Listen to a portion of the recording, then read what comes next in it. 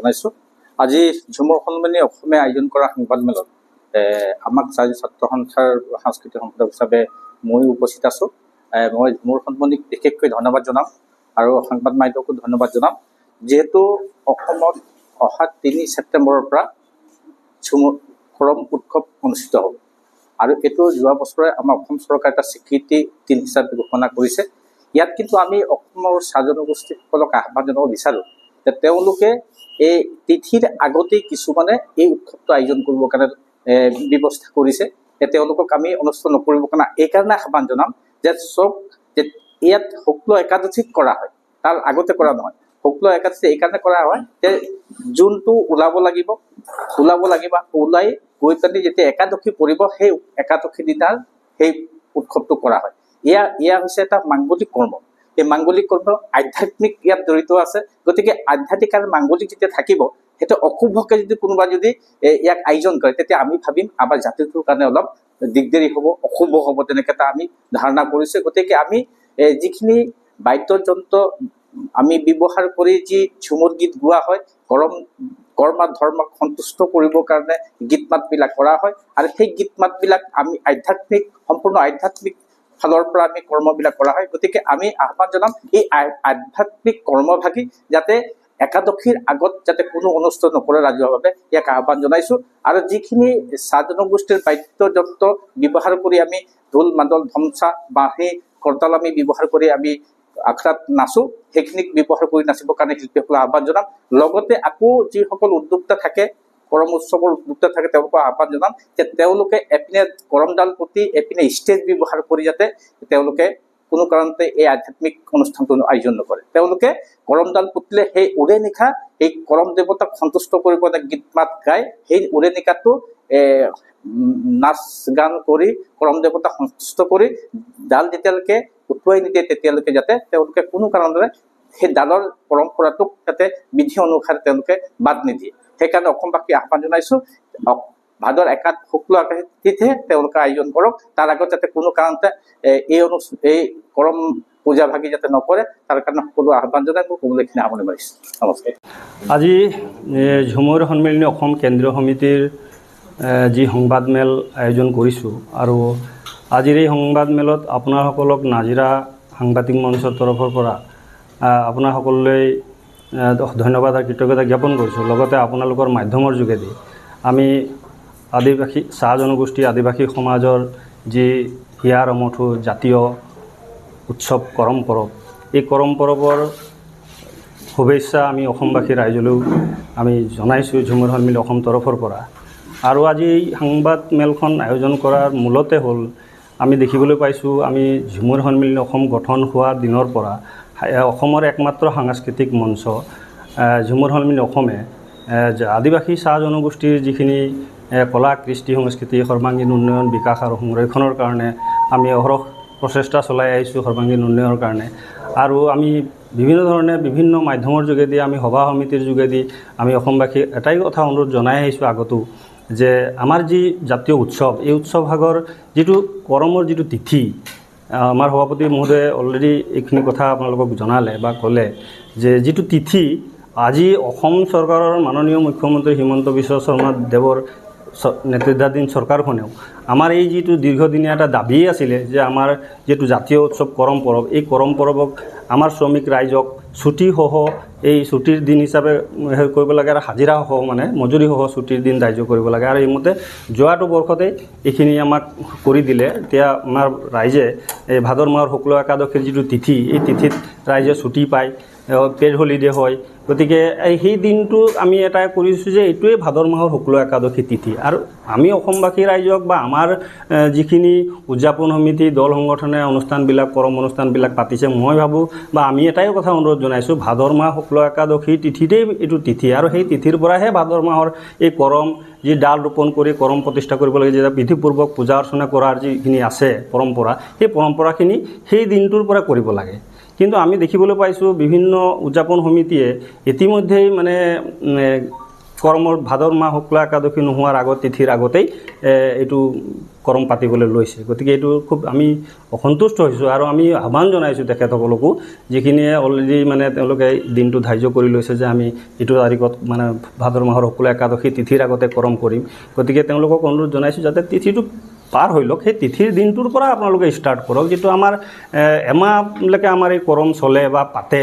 গতিকে ভাদৰ মাহৰ শুক্লা একাদশী তিথিৰ পৰা আমি এই কৰম অনুষ্ঠানবিলাক কৰিবলৈ তেখেতসকলক অনুৰোধ জনাইছোঁ। আৰু এটা কথা কৈ আহিছোঁ যে আমাৰ যিটো বিধিপূৰ্বক পূজা অৰ্চনা আৰু যিখিনি উৎসৱ যিটো পৰিধি যিখিনি কৰিব লাগে, সেইখিনি যাতে জাতীয় সাজপাৰ পৰিধান কৰি জাতীয় আমাৰ লোককৃষ্টি যিখিনি বাদ্য আছে সেইখিনি লৈহে কৰে।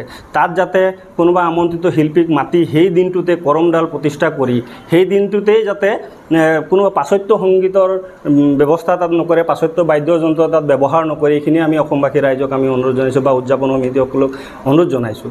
যিহেতু এইটো এটা মানে আমাৰ যিটো জাতীয় পৰম্পৰা, এই পৰম্পৰাটো বিনষ্ট কৰা আমি দেখা পাইছোঁ। আৰু এইটো হয়েই কথাটো, যাতে সেই দিনটোত আমি অন্তত নিজৰ জাতীয় বাদ্যযন্ত্ৰ যে আমাৰ যেনেকুৱা ঢোল আছে, মাদল আছে, ধমচা আছে, বাঁচি বুলি কওঁ, তাল আছে, এইখিনি লৈয়ে আমাৰ লোকক কৃষ্টিখিনি আমি ধৰি ৰাখিছোঁ। ঝুমুৰেৰে যি হওক, ঝুমুৰৰ যিখিনি ভাগ আছে এইখিনিক আমি সেইখিনি বাদ্যযন্ত্ৰৰে কৰি আহিছোঁ। গতিকে মই ভাবোঁ বা আমি ঝুমুৰ সন্মিলনী অসমৰ তৰফৰ পৰা আমি এইটোৱে আহ্বান জনাইছোঁ, গতিকে সেই দিনটোত অন্ততঃ কৰম যিটো ডাল বিধিপূৰ্বক প্ৰতিষ্ঠা কৰি কৰম উৎসৱ বা কৰম পূজা পতা হয়, সেই দিনটোত যাতে কৰম আখৰাৰ তলত পাশ্চাত্য বাদ্যযন্ত্ৰ ব্যৱহাৰ নকৰি আমাৰ যিখিনি জাতীয় বাদ্য যিখিনি আছে, পৰম্পৰাগত যিখিনি আমি লোকবাদ্যবিলাক আছে, বাদ্যযন্ত্ৰবিলাক আছে, এইবিলাক ব্যৱহাৰ কৰিয়ে কৰম পাতক। সেইদিনা আমি এটাও অনুৰোধ জনাই আহিছোঁ যে আপোনালোকে কৰম পাতি সেইদিনা আকৌ কোনোবা শিল্পীক মানে প্ৰফেশ্যনেল শিল্পীক মাতি ষ্টেজ শ্ব' কৰা, এইটোতো এটা অলপ জঘন্য কথা। মানে আমি এইটো খুব দুখ পাইছোঁ বা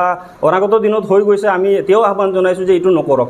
আপোনালোকে যিদিনা কৰম পাতিছে সেইদিনা কৰম ডালৰ তলতেই গোটেই ৰাতি নিশা আমাৰ যিটো আছে প্ৰহৰভেদে যিটো কৰমৰ হেৰি আছে, সেইখিনি একদম ডাল বিসৰ্জন কৰালৈকে আমাৰ যিটো কৰম ডাল বিসৰ্জনৰ যিটো হেৰি আছে ৰাতিপুৱা সময়ত, গতিকে সেইখিনি আমি কৰম ডালৰ তলতে নাচি বাগি আমাৰ আনন্দ উল্লাস কৰিব লাগে। সেইখিনি যাতে মই ভাবোঁ সেই পাশ্চাত্য বাদ্যযন্ত্ৰ লৈ কোনো সাংস্কৃতিক অনুষ্ঠান একেদিনাই কৰমডাল প্ৰতিষ্ঠা কৰি কোনোবা ষ্টেজত শিল্পীক মাতি আমাৰ এই যিটো বিধিপূৰ্বক আমি পূজা অৰ্চনা কৰি কৰমডালৰ তলত যিটো আমি নৃত্য গীত কৰি গোটেই ৰাতি নিশা কটাব লাগে, সেইটো মানে নকৰি পেলাই তেওঁলোকে কৰে। গতিকে এইফালে আমি আজি এই সংবাদ মাধ্যমৰ জৰিয়তে, আপোনালোকৰ মাধ্যমৰ জৰিয়তে আমি অসমবাসী ৰাইজক বা উদযাপন সমিতিবিলাকক অনুৰোধ জনাইছোঁ যাতে সেইটো নকৰি আপোনালোকে কৰম পাতক। তিথিৰ দিনাৰ পৰা আপোনালোকে ষ্টাৰ্ট কৰক। তাৰ আগত যাতে মানে কৰমৰ যিটো তিথি ভাদৰৰ শুক্লা একাদশী এইবাৰ 3 ছেপ্টেম্বৰ আছে, গতিকে এই তাৰিখৰ আগত যাতে আপোনালোকে কোনো অনুষ্ঠান নকৰে, কৰমডাল প্ৰতিষ্ঠা কৰি কৰম পূজা নকৰে। আৰু এটা কথা সভাপতিয়ে ক'লে যে আমি কিছু জেগাত আমি দেখি পাইছোঁ, এইটো কোনো কাৰণতে হ'ব নোৱাৰে। আমাৰ কৰম পূজাৰ যিটো বিধিপূৰ্বক এইখিনি আছে, এইখিনি অকল নিশাৰ ভাগত হয়। সন্ধিয়া সময়ত কৰমডাল কাটি অনা, ইয়াক বিধিপূৰ্বক পূজা অৰ্চনা কৰি কৰমডাল ৰোপণ কৰা হয়, তাক প্ৰতিষ্ঠা কৰা হয়, তাক প্ৰাণ প্ৰতিষ্ঠা কৰাৰ নিচিনাকৈ এটা নিয়ম কৰি পেলাই কৰমডাল প্ৰতিষ্ঠা কৰা হয় নিয়ম অনুযায়ী। তাৰপিছত আমাৰ যিখিনি পুৰোহিত থাকে, আমাৰ যিটো কাহিনী বুঢ়া বুলি কওঁ আমি, তেখেতৰ যোগেদি তেওঁ গোটেই আমাৰ কৰমৰ আখ্যানটো তাক ব্যাখ্যা কৰা হয়। আৰু সেই কৰ্মতীসকলে উপবাস থাকে, তেওঁলোকে বিধিপূৰ্বক সেই পূজা অৰ্চনা কৰাৰ পাছত তেওঁলোকে বৰত ভাগে। তাৰ পাছত কৰম ষ্টাৰ্ট হয়, মানে যি গীত মাতৰ যিখিনি এইখিনি উল্লাস, যিখিনি আনন্দ উল্লাস ফূৰ্তি হয় তাত, সেইখিনি তেতিয়াৰ পৰা ষ্টাৰ্ট হয়। গতিকে এই ইমানখিনি বিধিপূৰ্বক কৰাৰ পাছত সেই কৰমডালটো আমাৰ নিয়মত মই আগতো কৈ গৈছোঁ যে সেইটো গোটেই ৰাতিটো সেই তাতে কটাব লাগে। গতিকে এইখিনি নকৰি কিছুমানে কৰে। গতিকে আমি এই মঞ্চৰ যোগেদি, আপোনালোকৰ যোগেদি, মাধ্যমৰ যোগেদি, সংবাদ মাধ্যমৰ যোগেদি সদৌ মানে অসমবাসী ৰাইজৰ লগতে আমাৰ যিখিনি উদযাপন সমিতি বা কোনোবা দল সংগঠনে অনুষ্ঠানবিলাক কৰিছে, গতিকে এই ধৰণৰ সকলোকে চোকা দৃষ্টি ৰাখিব লাগে আৰু বিধিপূৰ্বক এই অনুষ্ঠান ভাগ কৰিব লাগে, এইকাৰণে অনুৰোধ জনাইছোঁ। গতিকে মই সকলোটিলে পুনৰবাৰ আপোনালোকৰ সংবাদ মাধ্যমৰ যোগেদি কৰম পূজাৰ শুভেচ্ছা জনাই মোৰ ক'বলগীয়া এইখিনি ক'লোঁ।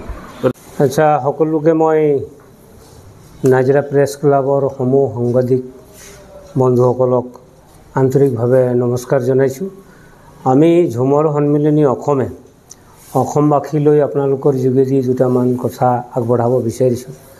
আপোনালোকে অসমবাসী তথা আমাৰ চাহ জনগোষ্ঠী তথা আদিবাসী ৰাইজে সকলোৱে জানে যে ভাদ মাহৰ শুক্লা একাদশী তিথিত কৰম পৰৱ অনুষ্ঠিত কৰা হয়। আৰু সেইমতেই আমি ঝুমৰ সন্মিলনী অসম চৰকাৰক কোৱাৰ পিছত ভাদ শুক্লা একাদশী তিথিত একাদশী কৰ্মৰ বাবে চৰকাৰী এটা বন্ধও পালন কৰা হৈছে আৰু চৰকাৰে এইটো পেইড হলিডেও ছুটিৰ দিন বুলি ঘোষণা কৰিছে। তেনে ক্ষেত্ৰত আমি অসমৰ বিভিন্ন ক্ষেত্ৰত দেখিবলৈ পাইছোঁ বিভিন্ন দল সংগঠনে ভাদৰ মাহ প্ৰৱেশ কৰাৰ লগে লগেই কৰম কৰিবলৈ আৰম্ভ কৰিছে। আৰু দ্বিতীয়তে মানুহে যিটো আদিবাসী চাহ জনগোষ্ঠীৰ যিটো জনবিশ্বাস, যিটো পূজা বা পৰব কৰম ৰাতিৰ ভাগত কৰা হয়, তাৰ আগতে যাৱাৰ কাম কাজবিলাক কৰা হয়। যাৱা কাম কাজ কৰাৰ পিছতে জোন দেখাৰ পিছতে তেওঁলোকে যাৱা জাগৰণি বা বাৰী উঠোৱা কাম কৰে। তাৰ পিছতে কৰ্মঠীসকলে একাদশী তিথিত ডাল ৰোপণ কৰি ৰাতিৰ ভাগত কৰম নাচ গান কৰে। কিন্তু এতিয়া দেখিছোঁ বিভিন্ন দল সংগঠনে ভাদৰ মাহ প্ৰৱেশ কৰাৰ লগে লগেই কৰম কৰা দেখিব পোৱা গৈছে, যিটো নেকি জাতিৰ নিজস্ব পৰিচয়ত এটা ব্যাঘাত জন্মাইছে। আনে আঙুলি টোৱাবলৈ বাধ্য হ'ব আচলতে কৰম হয় কোন তাৰিখে। গতিকে আমি ঝুমৰ সন্মিলনী অসমৰ তৰফৰ পৰা অসমত বিভিন্ন স্থানত বিভিন্ন দল সংগঠনে যি একাদশী তিথি নোহোৱাৰ আগতে কৰমবিলাক আয়োজন কৰিব লৈছে, তেখেতসকলক আমি অনুৰোধ জনাওঁ যে তিথিৰ পিছতে আপোনালোকে কৰম কৰক। আমাৰ জনগোষ্ঠীৰ এটা লোকবিশ্বাস মতে ভাদ মাহৰ উদয় হোৱা জুনৰ শুক্ল একাদশী, শুক্লপক্ষ আৰু কৃষ্ণপক্ষ। জুনৰ পৰিক্ৰমা একচুৱেলি 30 দিনীয়া থাকে, 15 দিন 15 দিন 15 দিন শুক্লপক্ষ, 15 দিন কৃষ্ণপক্ষ। তো এই জুনৰ পৰিক্ৰমাৰ মতেই তিথিবিলাক কৰমবিলাক কৰম যেতিয়া যিবিলাকে উৎসৱ আমাৰ হয় এইবিলাক নীতি বিধিৰে কৰিবলৈ বাবে সমূহ অসমবাসীলৈ আমি ঝুমৰ সন্মিলনী অসমৰ পৰা অনুৰোধ জনাইছোঁ। লগতে কৰম নৃত্য গীতত অংশগ্ৰহণ কৰা সমূহ শিল্পীদ্বয় বা আমন্ত্ৰিত শিল্পীসকলো আমাৰ জাতিগত যিবিলাক সাজপাৰ, এইবিলাক সাজপাৰ পৰিধান কৰি যাতে আখৰাত প্ৰৱেশ কৰে আৰু আখৰাৰ কৰম আখৰাতে ৰাখে। এই তিথিবিলাকত অন্যান্য সময়ত আপোনালোকে ষ্টেজত প্ৰতিযোগিতা পাতক, কিবা পাতক, কিন্তু যদি ডাল ৰোপণ কৰি কৰম কৰিব বিচাৰিছে তেন্তে ডালৰ তলতে গোটেই নাচ গানবিলাক কৰাৰ ব্যৱস্থা কৰক, যাতে ডাল এফালে পোতা থাকিব আৰু আনফালে ষ্টেজত নাচ গান হৈ থাকিব। তেনেকুৱা এটা দৃষ্টিকোট যাতে সংস্কৃতি সমাজখনলৈ কঢ়িয়াই লৈ নাহক, তাকে মই অনুৰোধ জনাইছোঁ। ধন্যবাদ।